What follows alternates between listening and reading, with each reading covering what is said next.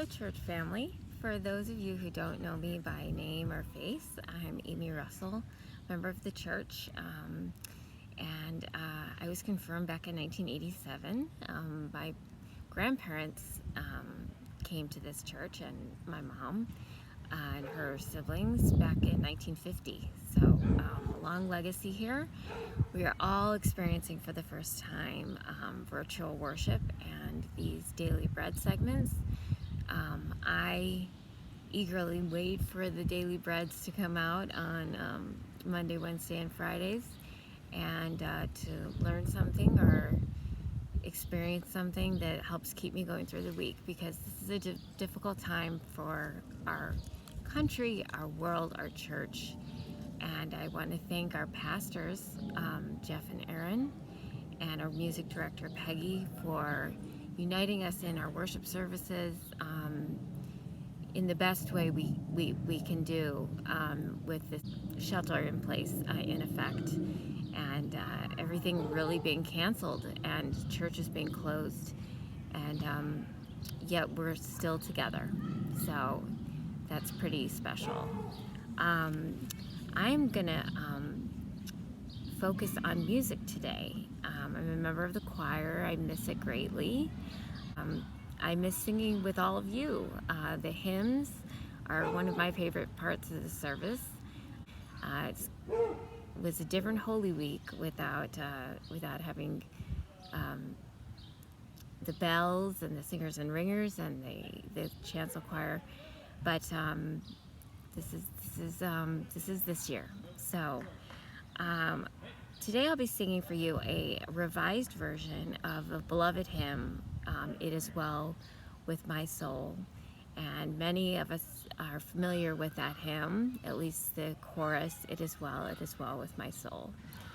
And I did some research on the hymn because I was interested in who wrote it and when it was written, and if there was a story behind it, and indeed there is.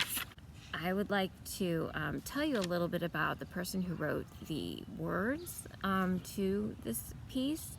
His name was Horatio Spafford. He actually lived in Chicago. It was published back in 1876. I want to tell you the story of the person who wrote the words, the text to this hymn. Stafford's story is very poignant, and I think we can relate to it because it involves grief, it involves surprise and shock and sudden change in life, and yet the chorus is, it is well with my soul. So the first thing that happened with him is that he was a great investor in real estate, and almost all of his properties were just annihilated in the Chicago fire of 1871. So he decided to move his family to Europe. He lost his fortune. He decided to move his family to Europe. So he sent his family ahead of him, which included his wife, Anna, and his 4 daughters.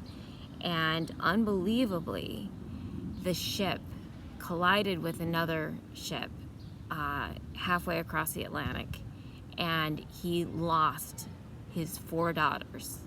His wife survived.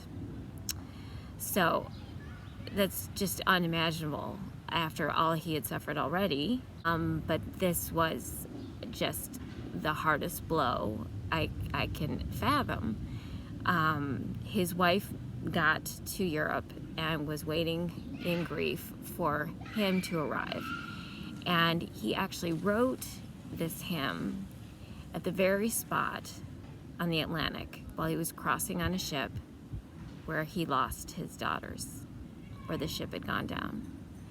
And his version, it's had several versions, and our version in our purple hymnal is 4 verses, and it ends with glory and an honor to God saving us, and as does his. His was 7 verses. I think he was grieving as he wrote as he penned the lyrics, the text.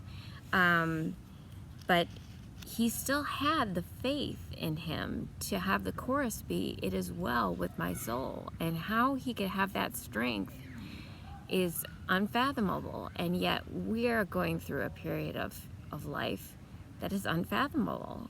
Who thought in this day and time that we would have a pandemic health crisis? I never thought something like that would happen. I thought possible war.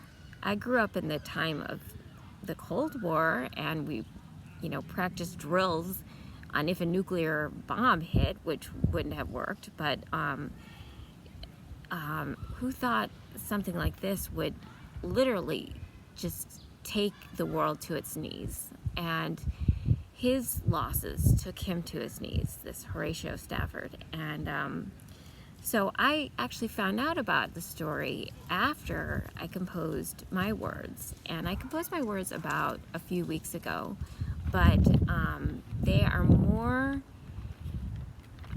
true to our experience now,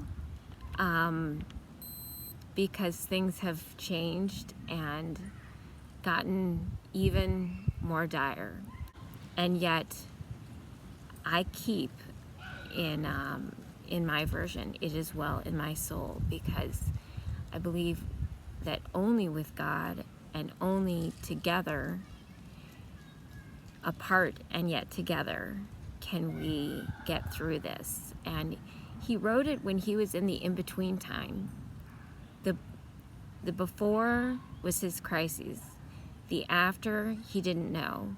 And we're in the between time. So my version is for our in-between time. And I hope it speaks to you. And I wish you peace and health and safety. God bless you.